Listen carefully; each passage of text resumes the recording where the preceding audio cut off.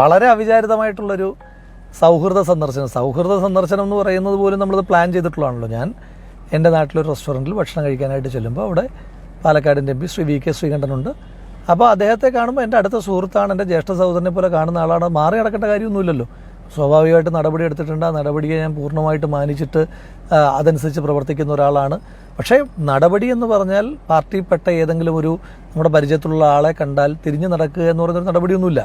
അതിപ്പോൾ കോൺഗ്രസിൻ്റെ നല്ല CPM-ൻ്റെ ഒരു നേതാവിനെ പരിചയക്കാരനായ ഒരാളെ കണ്ട് നമ്മൾ സംസാരിക്കില്ലേ? BJP-യുടെ ഒരാളെ കാണുന്നെങ്കിൽ നമ്മൾ സംസാരിക്കില്ലേ? ഏത് പാർട്ടിയുടെ ആണെങ്കിലും നമ്മൾ ഒരാളെ കാണുമ്പോൾ അറിയാവുന്നവരാണെങ്കിൽ സംസാരിക്കും. ഇത് അങ്ങനെയല്ലല്ലോ. എൻ്റെ വളരെ അടുത്ത സ്നേഹിതനും എൻ്റെ ജ്യേഷ്ഠ സഹോദരനെ പോലെ ഒരാളാണ്. അദ്ദേഹത്തെ കണ്ടു, സംസാരിച്ചു, ഞങ്ങൾ ഒരുമിച്ചിരുന്ന് ചായ കുടിച്ചു. അതിനപ്പുറം ഈ വാർത്തയ്ക്ക് പറയുന്ന ഒരു തരത്തിലുള്ള കാര്യങ്ങളും ഉണ്ടായിട്ടില്ല. ഒന്ന്, ഞാനിപ്പോൾ കോൺഗ്രസിൽ നടപടിയെടുത്ത് പുറത്ത് നിൽക്കുന്ന ഒരാളാണ്. അപ്പോൾ പുറത്ത് നിൽക്കുന്ന ഞാനുമായി ബന്ധപ്പെട്ട എന്തെങ്കിലും ഒരു രാഷ്ട്രീയം സംസാരിക്കേണ്ട കാര്യം കോൺഗ്രസിൻ്റെ മുതിർന്ന നേതാവായ ശ്രീ VK ശ്രീകണ്ഠനില്ല, തിരിച്ചുമില്ല. അപ്പോൾ അതുകൊണ്ട് അത്തരത്തിലുള്ള ഒരു കാര്യമില്ല. ഇപ്പോൾ ഒരു ചായ കുടിക്കുന്നത് പോലും ഇത്രയും വലിയ വാർത്തയാകുന്ന കാലത്ത് നമുക്കതിനകത്തൊന്നും ഒന്നും പറയാനില്ല. പിന്നെ അവരവരുടെ ഭാവനയ്ക്കനുസരിച്ച് എന്ത് എക്സ്ക്ലൂസീവ് വേണേലും കൊടുക്കാം. ഇന്ന് കണ്ടന്റ് കുറവുള്ള ദിവസമാണെങ്കിൽ അതൊക്കെ കൊടുക്കാം, അതിനൊന്നും തെറ്റില്ല. പക്ഷേ അതാണ് സത്യം എന്ന് ദയവ് ചെയ്ത് വിശ്വസിക്കാതിരിക്കുക എന്ന് പറയുന്നൊരു കാര്യമെങ്കിലും നിങ്ങൾ മിനിമം ചെയ്യണം. വളരെ അവിചാരിതമായിട്ട് കാണുന്നൊരു കാര്യത്തെ അതിനിങ്ങനെ ഒരു വാർത്തയാക്കുക. പിന്നെ നിങ്ങളെന്താ വിചാരിക്കുക, നടപടി എടുത്തു എന്ന് കരുതിയിട്ട് തമ്മിൽ കണ്ടാൽ മിണ്ടില്ലേ? ഒരു പാർട്ടി നടപടി എടുത്തു കഴിഞ്ഞാൽ തമ്മിൽ കണ്ടാൽ മിണ്ടില്ല. ഇപ്പോൾ നിങ്ങളുടെ സ്ഥാപനത്തിൽ നിന്ന് ഒരാൾക്കെതിരെ നടപടി എടുത്തു, ആളെ പിന്നെ വഴി വെച്ച് കണ്ടാലോ എവിടെയെങ്കിലും ഹോട്ടൽ വെച്ച് കണ്ടാലോ നിങ്ങൾ മിണ്ടില്ലേ? വ്യക്തിപരമായ ബന്ധങ്ങളില്ലേ, മനുഷ്യന്മാരല്ലേ? അപ്പോൾ അതിനെയൊക്കെ ഇങ്ങനെ ഒരു വാർത്താ കണ്ണുകളോടുകൂടി കാണുന്നത് നല്ലതാണോ എന്ന് അവരവർ തന്നെ പരിശോധിക്കുക എന്നുള്ളത് മാത്രമാണ് എനിക്ക് മനസ്സിലാവാത്തത്. രാഹുലിന് ഇപ്പോൾ ആരെ കാണണമെങ്കിലും, ഇനിയിപ്പോൾ ശ്രീകണ്ഠനെ എന്നല്ല ഏത് മനുഷ്യനെ കാണണമെങ്കിലും ഇവരുടെ ആരുടെയെങ്കിലും അനുവാദം വേണോ? കേരളത്തിലെ വേശ്യ മാധ്യമങ്ങളുടെ അനുവാദം വേണോ? സ്വാഭാവികമായിട്ടും രാഹുലും ശ്രീകണ്ഠനും ഒക്കെ എന്ന് പറയുന്ന ബന്ധങ്ങൾ എന്നൊക്കെ പറയുന്നത് അത് വളരെ വലിയ ബന്ധമാണ്.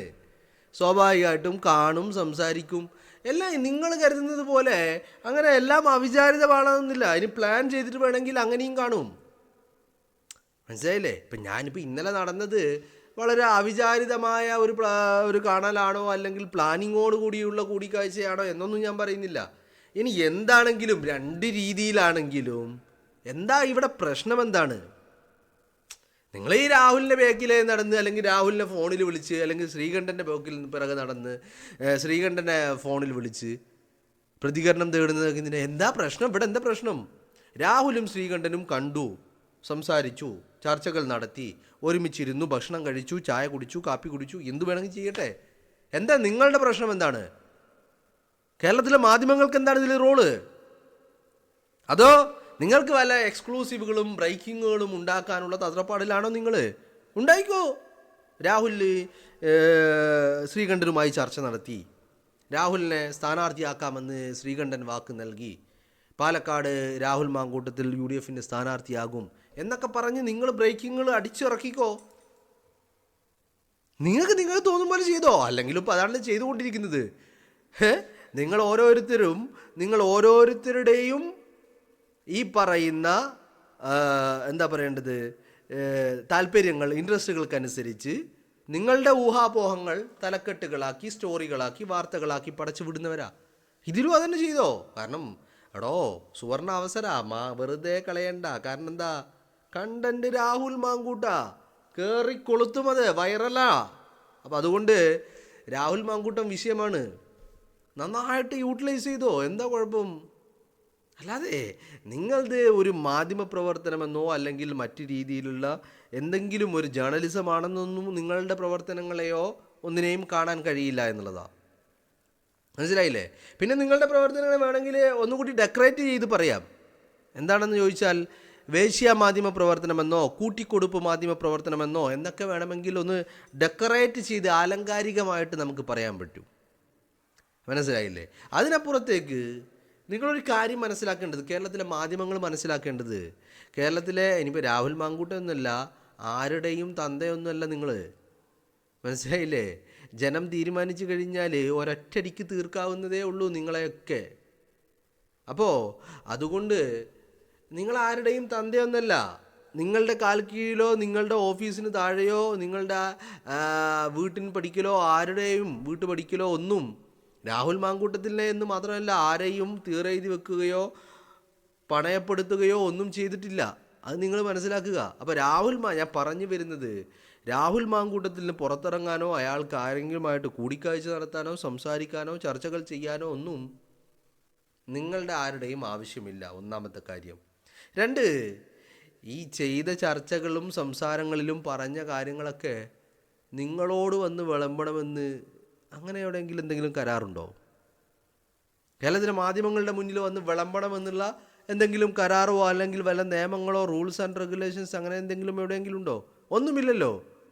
പിന്നെ എന്താണ് നിങ്ങൾക്ക് ഇത്ര ആവലാതി? എന്താണ് നിങ്ങളുടെ വെപ്രാളം? എന്താണ് നിങ്ങളുടെ ആവലാതി? എന്താണ് നിങ്ങളുടെ വെപ്രാളം? എന്താണ്? അത്രമാത്രം നിങ്ങൾ വെപ്രാളപ്പെടേണ്ട കാര്യമില്ല, മനസ്സിലായില്ലേ? അങ്ങനെ വിളമ്പേണ്ടത് വല്ലതുമുണ്ടെങ്കിൽ അത് ശ്രീകണ്ഠനാണെങ്കിലും രാഹുൽ മാങ്കൂട്ടമാണെങ്കിലും വാർത്താ സമ്മേളനമോ മാധ്യമ സമ്മേളനമോ ഒക്കെ വിളിച്ച് നിങ്ങളോട് വിളമ്പേണ്ട കാര്യങ്ങൾ വിളമ്പും, മനസ്സിലായില്ലേ? അതിനപ്പുറത്തേക്ക് രാഹുലിൻ്റെ വായിൽ നിന്ന് എന്താണ് വീഴുന്നത്, ശ്രീകണ്ഠൻ എന്താണ് പറയുന്നത്, കോൺഗ്രസ് നേതാക്കൾ എന്താണ് പറയുന്നത്, അങ്ങനെ എല്ലാം നിങ്ങളുടെ മുന്നിൽ വന്ന് വിളമ്പിക്കൊള്ളാമെന്നുള്ള കരാറൊന്നും എവിടെയും ചെയ്തിട്ടില്ല. അപ്പോൾ കേരളത്തിലെ മാധ്യമങ്ങൾ മനസ്സിലാക്കേണ്ടത്, മാധ്യമപ്രവർത്തനം എന്ന് പറഞ്ഞാൽ അത് ഒരു വലിയ മഹത്തരമായ ജോലിയൊന്നുമല്ല, മനസ്സിലായില്ലേ? അത് സാധാരണ രീതിയിൽ വയറ് വിശക്കാതിരിക്കാൻ, ഭക്ഷണം കണ്ടെത്താൻ, തൻ്റെ ജീവിതം മുന്നോട്ട് കൊണ്ടുപോകാൻ ആവശ്യമായ പണത്തിന് വേണ്ടിയുള്ള ഒരു നെട്ടോട്ടം പാച്ചിൽ, അത് മാത്രമാണ് മാധ്യമപ്രവർത്തനം എന്ന് പറയുന്നത്, മനസ്സിലായില്ലേ? അല്ലാണ്ട് എന്തോ പുണ്യം കിട്ടുന്ന ജോലിയൊന്നല്ല ഇത്. നിങ്ങൾ മാത്രം എന്തോ പുണ്യാളന്മാരും ബാക്കിയുള്ളവരെല്ലാവരും മോശക്കാരും അങ്ങനെയൊന്നല്ല. നിങ്ങളെ കാശ് കിട്ടിയാൽ എന്ത് വൃത്തികേടും എന്ത് കൂട്ടിക്കൊടുപ്പും ചെയ്യാൻ തയ്യാറായിട്ടുള്ള കുറേ ഒരു ക്യാമറയും മൈക്കുമൊക്കെ കയ്യിലേന്തിയ ഒരു സംഘം. അപ്പോൾ ഓരോരുത്തർക്കും ഓരോരുത്തരുടെ ജോലിയുടെ രീതി ഉണ്ടല്ലോ. അപ്പോൾ രാവിലെ വല്ല പാടത്തോ വയലിലോ പറമ്പത്തോ ഒക്കെ ജോലിക്ക് പോകുന്ന കൂലിപ്പണിക്കാരനെ പോലെയല്ല, അവനക്ക് അവൻ്റെ ജോലിയുടെ ഒരു രീതിയുണ്ട്, അല്ലേ? ഇനി IT പ്രൊഫഷണൽ മേഖലകളിൽ പ്രവർത്തിക്കുന്ന ആളുകളാണെങ്കിൽ അവനിക്ക് അവൻ്റെ ജോലിയുണ്ട്. അവൻ്റെ സമയത്തിന് അവൻ ഓഫീസിൽ പോകുന്നു, അവിടെ ഇരുന്ന് വർക്ക് ചെയ്യുന്നു. ചില ആളുകൾ വർക്ക് അറ്റ് ഹോം ആയിരിക്കും, വർക്ക് ഫ്രം ഹോം ആയിരിക്കും. അങ്ങനെ ചില ആളുകൾ, നിങ്ങൾ രാവിലെ ഈ കോലും മൈക്കും ഈ കുന്തവും കുടച്ചക്രമൊക്കെ എടുത്തിട്ട് നിങ്ങൾ രാവിലെ തെരുവിലേക്ക് ഇറങ്ങുക. എന്നിട്ട് അന്നത്തെ അന്നം കണ്ടെത്താൻ വേണ്ടിയിട്ട് വല്ല എക്സ്ക്ലൂസീവും കിട്ടിക്കഴിഞ്ഞാൽ വളരെ ഹാപ്പിയായി, വളരെ സന്തോഷമായി. ഇതിപ്പോൾ നമ്മൾ കടലിൽ മീൻ പിടിക്കാൻ പോകുന്ന മത്സ്യത്തൊഴിലാളികളിൽ അവരെ പറഞ്ഞതുപോലെയാണ്. അവർ എല്ലാ ദിവസവും പോകും, വല വിരിക്കും, മീൻ പിടിക്കും. ചില ദിവസങ്ങളിൽ ചാകര ലഭിക്കും. അന്ന് വലിയ സന്തോഷമാണ്, വലിയ ആഘോഷമാണ് കടപ്പുറത്ത്, അല്ലേ? അതുപോലെയാണ് ബ്രേക്കിങ്ങുകളും എക്സ്ക്ലൂസീവുകളും കിട്ടിക്കഴിഞ്ഞാൽ ഇവർക്ക് വലിയ ആഘോഷങ്ങളാണ്, വലിയ സന്തോഷങ്ങളാണ്. ഇപ്പം ഞാൻ പറഞ്ഞു വന്നത്, മാധ്യമപ്രവർത്തനം എന്ന് പറഞ്ഞാൽ അതിനൊരു ഘട്ടത്തിൽ, ഒരു കാലഘട്ടത്തിൽ ഒരു മഹത്വവും ഒരു ഇൻറ്റഗ്രിറ്റിയും ഒക്കെ ഉണ്ടായിരുന്നു. ഇന്ന് അതില്ല. ഇന്നെന്താണ്? ഇന്ന് മത്സരങ്ങളാണ്. കാരണം ആകെ കേരളത്തിലുള്ളത് 3 കോടി ജനങ്ങൾ. ഈ 3 കോടി ജനങ്ങൾക്ക് എത്ര ചാനലുകളാണ് കേരളത്തിലുള്ളത്? അങ്ങോട്ടും ഇങ്ങോട്ടും മത്സരമാണ്. എക്സ്ക്ലൂസീവുകൾക്ക് വേണ്ടി, ബ്രേക്കിങ്ങുകൾക്ക് വേണ്ടിയുള്ള മത്സരം. അതിൽ തന്നെ അജണ്ടകൾ തീരുമാനിച്ചുള്ള മത്സരം. ഈ അജണ്ടകൾ തീരുമാനിച്ചുള്ള മത്സരത്തിൽ മറ്റൊരു പ്രത്യേകത കൂടിയുണ്ട്. എന്താണ് ആ പ്രത്യേകത? ആ പ്രത്യേകത എന്ന് പറയുന്നത്, വൈകുന്നേരം വയറ് നിറയണം, വൈകുന്നേരം ഭക്ഷണം കഴിക്കണം. ആ ഭക്ഷണം കഴിക്കാനുള്ള വകുപ്പ് കണ്ടെത്താനുള്ള ഒരു കൂട്ടിക്കൊടുപ്പായിട്ട് മാധ്യമപ്രവർത്തനം മാറിയിരിക്കുക. അപ്പോൾ അങ്ങനെ നിങ്ങളെന്തോ വലിയ ഇൻറ്റഗ്രിറ്റിയുള്ള, എന്തോ വലിയ പുണ്യാളന്മാരായിട്ടുള്ള എന്തോ ഒരു മേഖലയിൽ വർക്ക് ചെയ്യുന്ന ആളുകൾ എന്ന് അങ്ങനെ മാധ്യമപ്രവർത്തകരാരും തെറ്റിദ്ധരിക്കണ്ട. നിങ്ങളെ സംബന്ധിച്ചിടത്തോളം ഇപ്പോൾ കേരളത്തിലെ മാധ്യമപ്രവർത്തകർ ആരാണെന്ന് ചോദിച്ചാൽ സമൂഹം ഒന്നടങ്കം നല്ല ഒന്നാം തരം കൂട്ടിക്കൊടുപ്പുകാർ എന്ന് പറയും, മനസ്സിലായില്ലേ? അപ്പോൾ അത്രയേ ഉള്ളൂ നിങ്ങളുടെ ജോലി. അപ്പോൾ നിങ്ങൾ മനസ്സിലാക്കണം. ഞാനിതൊക്കെ ഇത്രയും പറഞ്ഞത് എന്തിനാന്ന് വെച്ചാൽ, രാഹുൽ മാങ്കൂട്ടമോ ശ്രീകണ്ഠനോ ഷാഫി പറമ്പിലോ VD സതീശനോ ഒക്കെ അവർ പറയുന്നതും അവർ ചെയ്യുന്നതും ഒക്കെ നിങ്ങളുടെ മുന്നിൽ വന്ന് എല്ലാം ഇങ്ങനെ ഉരിയാടണമെന്ന് അങ്ങനെ വാശി മാത്രം നിങ്ങൾ പിടിക്കല്ലേ, മനസ്സിലായില്ലേ? പറയാനുള്ളത് പറയും. അത് നിങ്ങളെ കാണുമ്പോൾ പറയും. ഇനി നിങ്ങളെ കണ്ടില്ലെങ്കിൽ നിങ്ങളെ വിളിച്ചു വരുത്തി പറയും. അത് നിങ്ങളോടല്ല പറയുന്നത്, കേരളത്തിലെ പൊതുമധ്യത്തോടാണ്. അപ്പോൾ എല്ലാം അങ്ങനെ പൊതുമധ്യത്തിൽ പറയാൻ പറ്റില്ല. അങ്ങനെ എല്ലായിടത്തും ഉണ്ടല്ലോ. ഇപ്പം ഒരു വീട്ടിൽ തന്നെ, ഒരു കുടുംബത്തിൽ തന്നെ മക്കളോട് എല്ലാ കാര്യങ്ങളും പറയാൻ പറ്റുമോ? അല്ലെങ്കിൽ മക്കൾക്ക് എല്ലാ കാര്യങ്ങളും അച്ഛനമ്മമാരോട് പറയാൻ പറ്റുമോ? അങ്ങനെ ഒരു കൂട്ടുകാരനോട് എല്ലാ കാര്യങ്ങളും തുറന്ന് പറയാൻ പറ്റുമോ? അങ്ങനെ എല്ലാ കാര്യങ്ങളും തുറന്ന് പറയാൻ പറ്റുന്ന കൂട്ടുകാരെന്നൊക്കെ എല്ലാവരും പറയൂ? ആരെങ്കിലും പറയുമോ എല്ലാ കാര്യങ്ങളും? പറയുമോ? ഇല്ലെന്നേ. ആർക്കെങ്കിലും പറയാൻ എൻ്റെ നെഞ്ചത്ത് കൈ വെച്ച് എനിക്ക് പറയാൻ പറ്റുമോ ഞാൻ എൻ്റെ ഏതെങ്കിലും ഒരു കൂട്ടുകാരനോട് ഞാൻ എല്ലാ കാര്യങ്ങളും 100% എന്നൊക്കെ പറയാൻ പറ്റുമോ? പറ്റില്ല. പലപ്പോഴും പലതും മറച്ചു വെച്ച് കൊണ്ട് തന്നെയാണ്. അപ്പം ഞാൻ പറഞ്ഞു വന്നത്, അങ്ങനെ എല്ലാം വെട്ടി തുറന്ന് പറയാനൊന്നും പറ്റൂല. അങ്ങനെ എല്ലാവരും എല്ലാം പറയുകയുമില്ല. അങ്ങനെ ആരെങ്കിലുമൊക്കെ തെറ്റിദ്ധരിക്കുന്നുണ്ടെങ്കിൽ അത് തെറ്റിദ്ധാരണകൾ മാത്രമാണ്.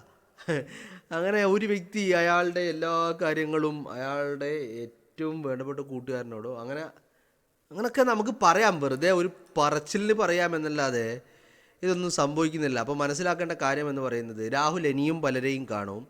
നിങ്ങളത് വല്ലാതെ അസ്വസ്ഥപ്പെടുത്തുന്നുണ്ട് എന്നറിയാം. പക്ഷേ ആ കുരുപൊട്ടൽ അങ്ങനെ തുടരട്ടെ. രാഹുലിൻ്റെ യാത്ര ഒരു റീ എൻട്രി, അത് ലോഡിംഗ് ആണ്. എത്രയും പെട്ടെന്ന് തന്നെ അത് സംഭവിക്കുന്നതായിരിക്കും എന്നുള്ളത് നിങ്ങളുടെ ഒരു ശ്രദ്ധയിലേക്ക് വേണ്ടി പറയുകയാണ്.